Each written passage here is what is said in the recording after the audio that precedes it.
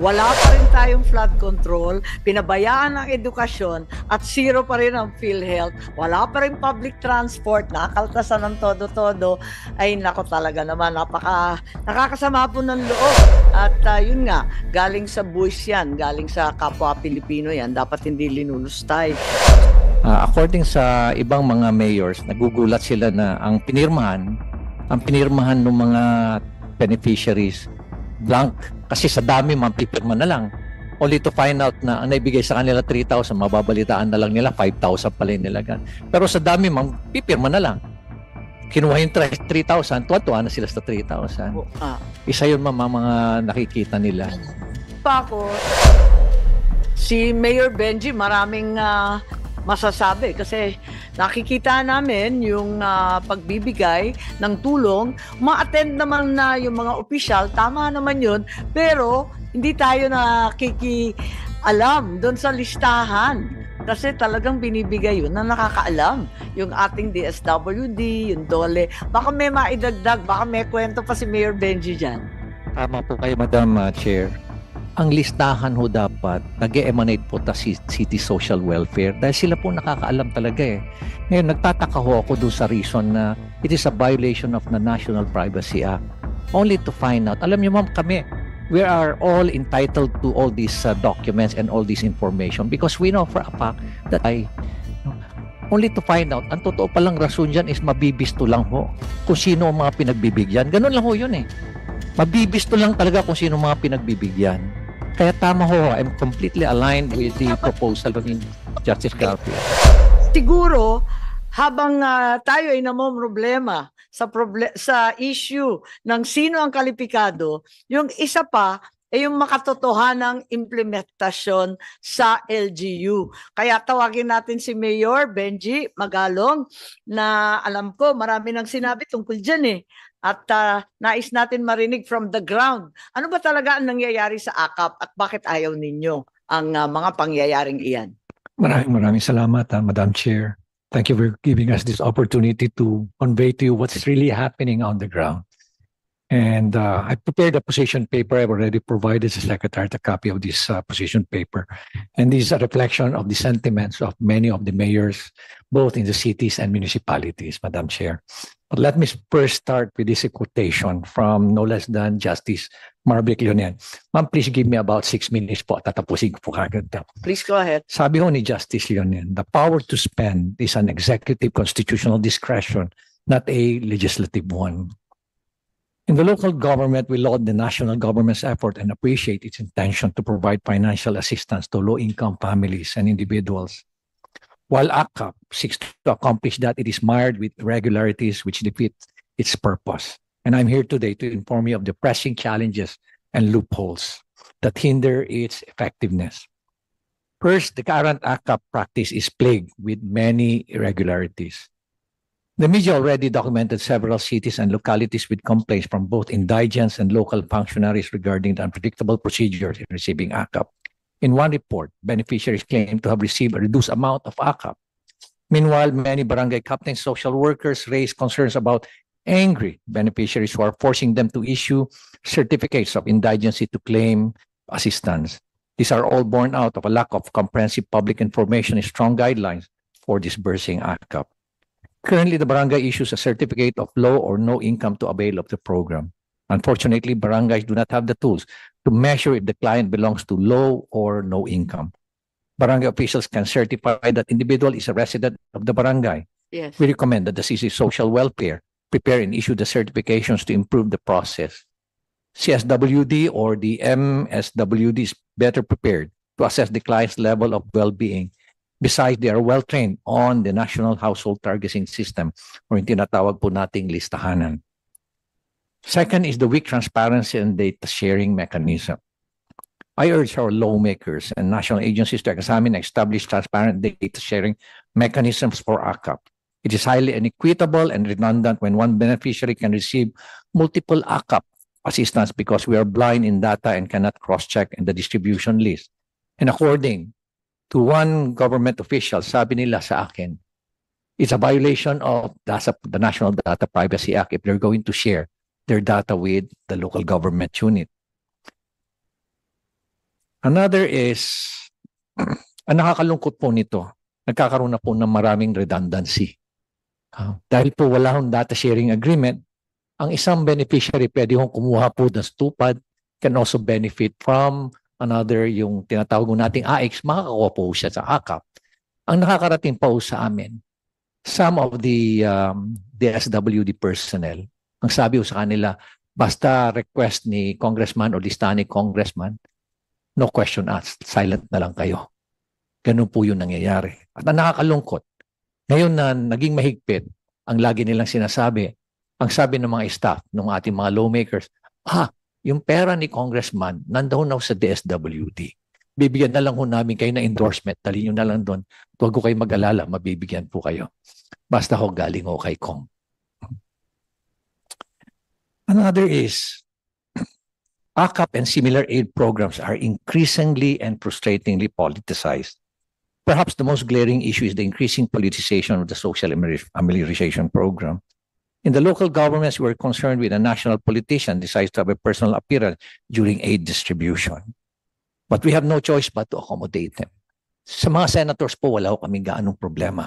Dahil ang pina-emphasize po doon is, etong pera na nanggagaling po, na binibigay sa inyo to ay galing po to sa taxes na binabayaran po. At yun po yung lagi naming ina-emphasize sa kanila. Ang nakakarungkot lang po, pag iba na po ang nagdi-distribute. Gusto nilang ipahalata na ang pera na yon ay galing sa kanilang bulsa. Ang masama po, pag nagkakaroon na ng distribution, nandun lahat yung kanilang list agad, lahat ng line-up nila na kandidato, na una muna silang magsasalita bago yung actual distribution. No? Ulitin ko, bihira po kami makakita o makarinig na ang sinasabi po sa mga beneficiaries, itong pera na to galing sa taxes na binabayaran nyo. Dapat pasalamatan ninyo yung mga katabi nyo, sabihin nyo, thank you for paying your taxes. Sa mga ating mga mayors, sa ating po mga governors, karamihan po sa kanila, yan po yung sinasabi. Na dapat huwag kayong magpasalamat sa amin. Pasalamat po kayo sa mga katabi nyo dahil binabayaran nyo ng kanilang mga taxes. Given the way the AKAP operates, we cannot help but find similarities in the design of the AKAP and the Philippine Development Assistance Fund, or yung tinatawag ko natin PDAF, which the Supreme Court struck down in 2013 due to the following: discretionary fund allocation. At yung AKAP at yung pork barrel allows officials to control public funds with broad discretion, often without strict guidelines or oversight. Similar to PDAF and AKAP, AKAP enables government officials to decide on fund distribution even after the budget has been approved, violating the separation of powers. Like PDAF, where legislators inserted specific budget allocations for their pet projects, AKAP may also involve executive officials or lawmakers influencing fund distribution for political or personal gain. Hindi ko po sinasabi na congressman lang po. Sinasabi ko rin po rito, pati ho governors, pati ho mayors. Ganyan din po nangyayari. Alternate politics. Both programs encourage a system where funds are used to benefit specific constituents. Meron pa nga ho nangyayari dyan na yung AKAP na didistribute, muntik pa hong ibigay sa media. Meron pa hong isang mayor ho na nagbigay ho sa akin ng listahan. Pati ho mga teachers nabigyan din ho. Pati mga administrators nabigyan din ho. Inefficiency in public spending, instead of being allocated based on national priorities, funds under both programs risk being distributed based on political considerations. To reiterate, I'm one with the national government in providing meaningful assistance to our society's vulnerable sectors. But the work to create a more inclusive, efficient, and responsive social protection system for all Filipinos goes hand in hand with transparency, accountability, and genuine, not parochial concern for Filipinos. Let us improve and do better because of our Filipino citizens deserves as much. Maraming salamat po, Madam President, Madam Chair. Yes, maraming salamat at maraming sinabi si Mayor Magalong na siguro kinakailangan tanungin natin. May komento ba ang ating grupo dito, lalo na yung mga abogado? Andito si Justice Carpio. Talaga bang may violation ito sa ating konstitusyon na sinasabi dahil yun nga doon sa DAP pa-ruling ng 2013, talagang nagkahalo-halo na yata yung executive at legislative na tanging pinagbabawal ng saligang batas. Justice Carpio, paliwanag ninyo sa amin, paano ba nag-ooperate yung hiwalaya ng iba't ibang sangay ng pamahalaan? Madam, Madam Chair, dun sa PDAF, the Supreme Court struck down the provision which in the GAA where the a member of Congress, the district representative, will recommend a project. Sabi ng Supreme Court, Congress can only appropriate but cannot even recommend what project because execution of the budget is already with the executive branch. So that's why dito sa AKAP, inaamin nila na they accept, the SWD is admitting that they accept recommendations from members of Congress. Well, I'm willing to concede that anybody can recommend, no? Everybody. But if lumalabas na lahat pala na approve are recommended, the recommendation came from the House, there's something wrong there already.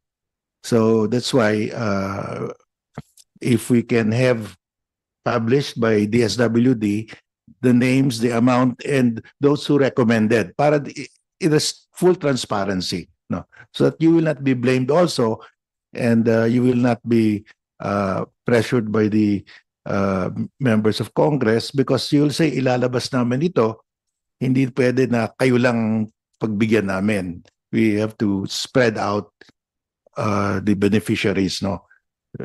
Pero Justice, inamin po ni Yusik Sulit, hindi po ba dapat bawal ang mga politiko mag-recommend tulad ng sinabi ni Mayor Benji? Well, Pagkat po, hiwalay nga yung executive Yes, at yeah. legislative.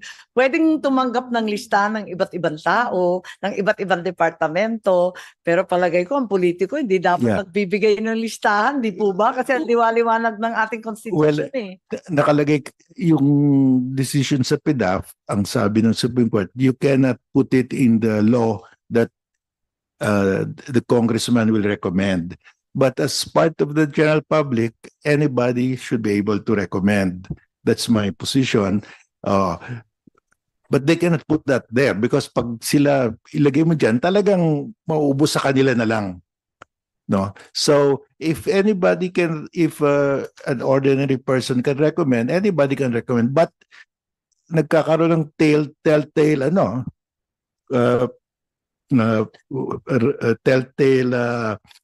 paper trail kung lahat na recommend, lahat na approve na beneficiaries recommended by congressman. Yun, iba na yon.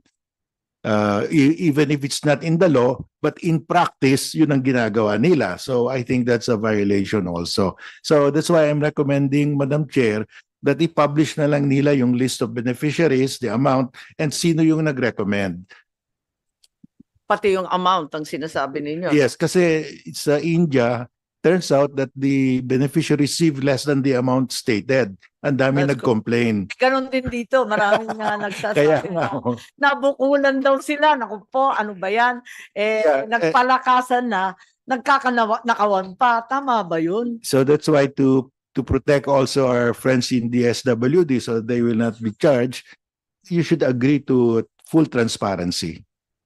That's the recommendation by congressmen and other politicians of names. Does that not constitute post-enactment control, which is prohibited?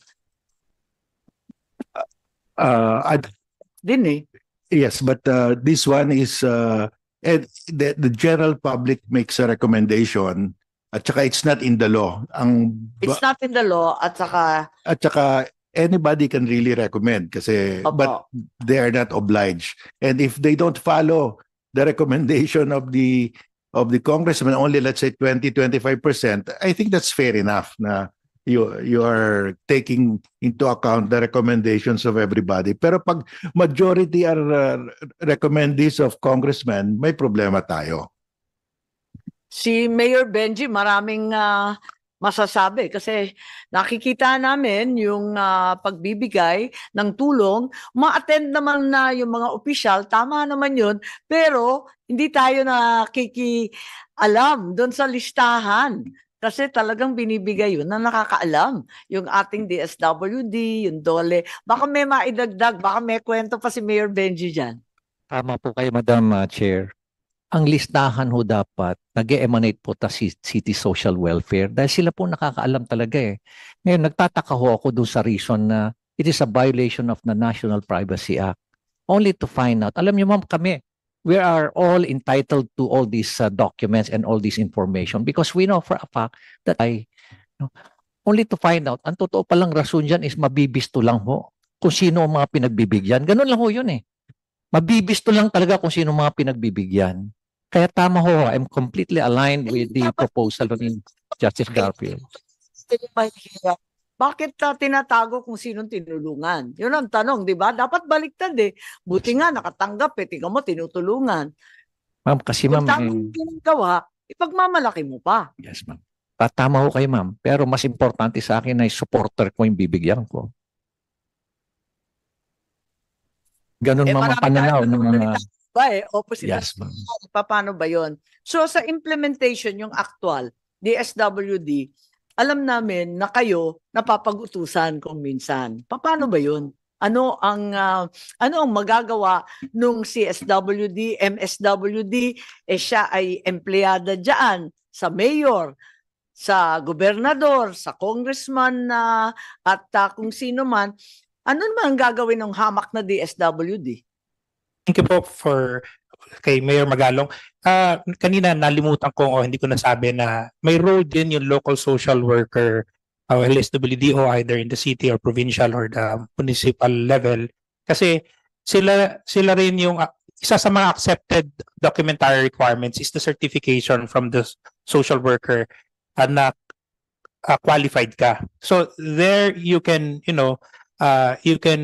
exercise that role. So sa amin kasi, on the part of policy and planning, tinitinan namin paano magkakaroon ng magandang guidelines. Of course, there will be kinks in the implementation. Kaya nga po yun ng these interagency guidelines, yun sana yung hope na ma-address yung ganong kind of implementation issues. Pero sa guidelines po, may role po yung city municipal social worker in the vetting of the qualified individual. Nakalista yan, pero ano ang realidad? Ano naman gagawin nun? Kung na-pressure ng kung sino-sinong malalakas at makapangyarihan. Chair, ulitin ko lang yung lahat, kahit po kanino manggaling yung listahan, walk-in, in the end po, ang nagdi-determine kung sino yung qualified, DSWD po. So hindi po porket ito ni-refer ka ni X, ni Yusek Y. Sulit, ang dami-daming nagre-reklamong MSWD sa amin na talagang nahihirapan sila, naiipit sila. Ma'am, mayroon pong bago rin na provision dito. May hotline, katulad ng sinasabi na may tarpaulin po kaming nilalagay. Ang ayudang natanggap ninyo ay para sa inyo lamang, walang kaltas, something like that. So lahat ng payout namin. Yung pagpipili ng beneficiary at yung halaga na ibibigay, ano naman ang laban ng MSWD?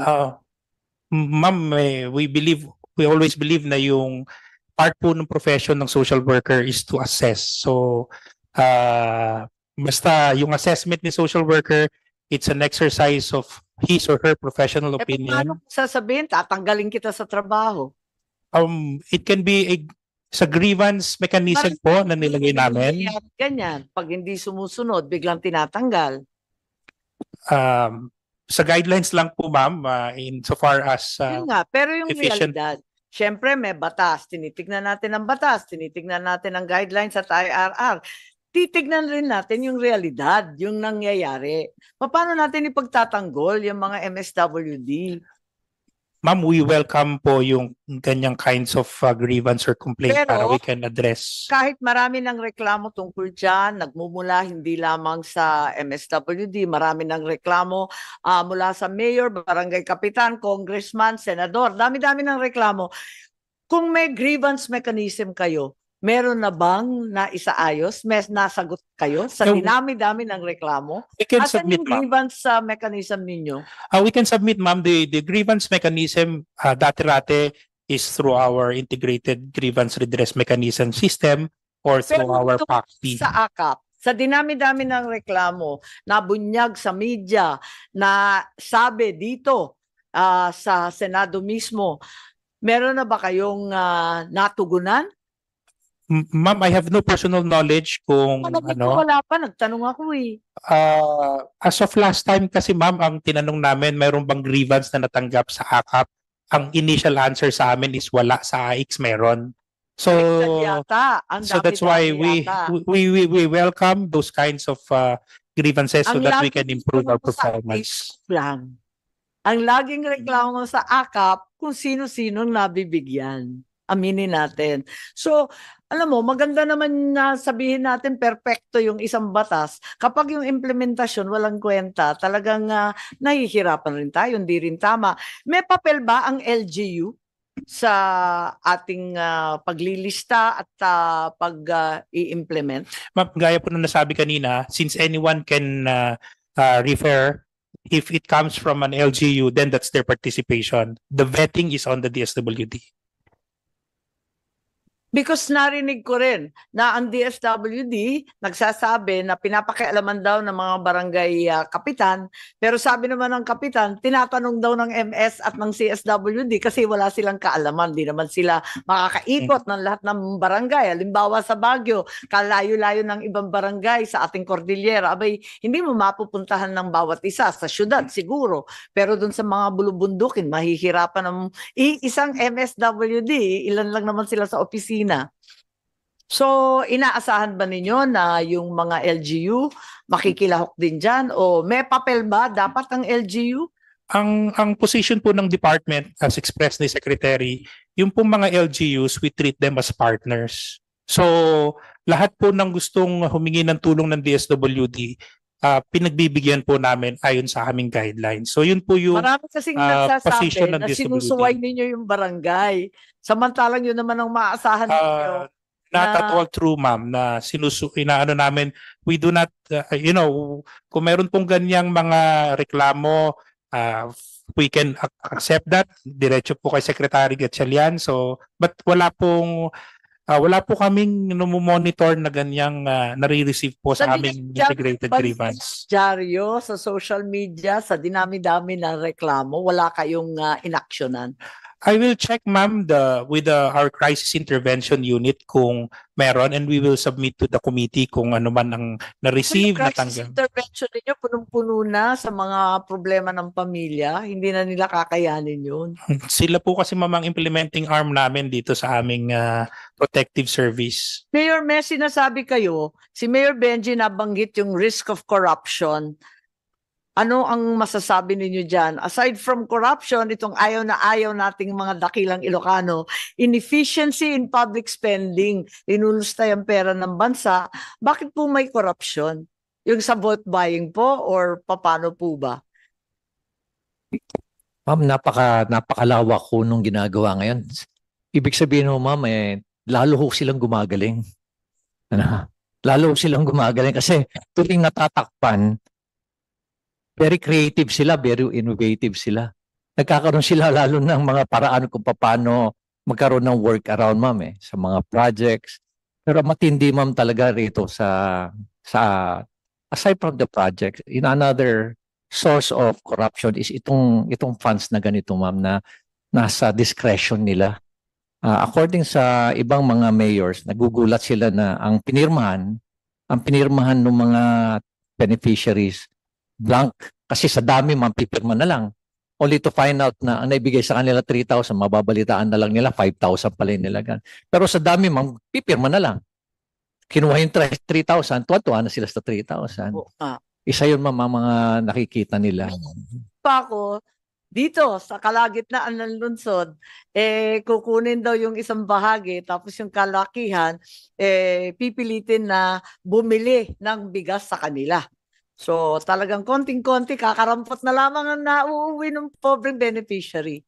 Kaya't eto nga, nagtataka ako kay Yusek Sulit, wala raw reklamo kahit isa. Madam Chair, in fairness to DSW, probably ma'am ako personally probably DSWD has one of the most efficient and most talagang conscientious na mga workers sa field, especially sa field. In fact, ma'am, meron ako mga reklamo sa kanila na inaksyonan kagad. For example, why is it na ang nabigyan ng form for AKAP are media people? Inaksyon naman kagad naman nung DSW. Siguro hindi na lang umabot sa central office. Tama nga. Pero sila rin mismo ang nagsasabi sa akin kung ano nangyayari, ma'am, na kuminsan hindi na lang sila umimik, tumatahimik na lang sila dahil baka malasin sila o kaya mapagalitan yung kanilang mga boss, kaya hindi na lang sila umimik. Kaya nga nakakatakot nga, naawa nga ako dyan eh. At si Justice Carpio may idadagdag yata sa atin. Madam Chair, may I ask if it's acceptable to the DSWD to publish the list of beneficiaries, the amounts, and those who recommended? Ay oo nga, nakalimutan natin. Sagutin pala ninyo yung suggestion ni Justice Carpio. Chair and Justice, we see the value in putting that, but we will revert to the committee and inform our principals on this. But we've heard very much the reason why that is being requested and recommended. May karagdagan akong request, sana before distribution. Para magkaliwanagan. Ma'am, madali lang siya sa papel. Sa implementation, it's really difficult. So, Kaya tinatanong ko, kaya nandito si Mayor, ako nanggaling rin ako sa LGU. Kaya kabisado ko nang kung minsan yung utos galing sa Manila, ibang-iba ang nangyayari sa field. Awang-awa kasi ako sa mga DSWD, minsan naka-backpack lang, milyon-milyon ang dala, nakikisakay lang, nakikiangkas lang sa motor, wala nang sasakyan eh. Kinakabahan ako sa mga bata eh. Mga casual pa sila, job order lang yung mga yan. Mamaya, mapinsala sa daan kung sino kumuha ng pera. Talaga nakakakaba. Alam ko, ino-improve na yung sistema ng DSWD. Ang sinasabi ko lamang, ang layo-layo ng nakasaad sa guidelines na may problema na, pag nakita mo pa yung implementasyon, mas lalong malabo. we will consider that, Okay Madam kayo. Chair. I-recommend ninyo yung listahan ni Justice. We will revert to our principals, Your Honor. And kanina po nasabi rin ng COMELEC, we will also issue guidelines for DSWD as regards implementation of financial assistance during the prohibited period of the election. So, maaring hindi po siya nakalagay dito because AKAP is, year-round. It's not only during election period, but definitely we are very responsible in complying with the COMELEC law, rules, and regulations. Thank you, Chair. Thank you, Mayor. May sinasabi kayo dati na 777 dahil corruption ang pinag-uusapan natin na inaakit ang iba sa 7 million na AX or AKAP yata. 7 million ba yun? At MAIP at tupad? Totoo yan, ma'am. Ma'am, I came from CIDG. Hindi ba malaki? Ma'am, Hindi ba mas malaki na ngayon? Palibasa election na. ma'am, sa host, pag ikaw mamang nag-host ng sortie, you get 30, 30, 30. That's 30 So yung million. 777, nasa 30, 30, 30 na. No, ma'am. Yung 777, yung mga sumali sa sortie.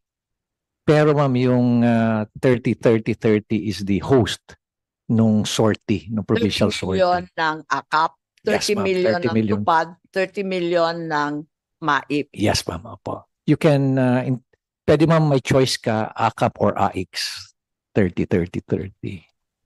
And Opo. this information actually, ma'am, are coming from very reliable sources. Na actually, ma'am, namumblema. Narinig ko nga nagmamalaki yung iba.